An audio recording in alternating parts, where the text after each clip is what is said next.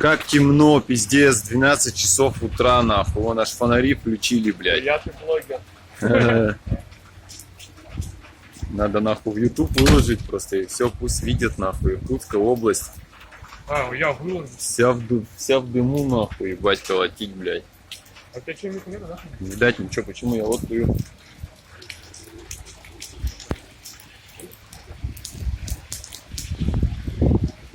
И дождь еще идет.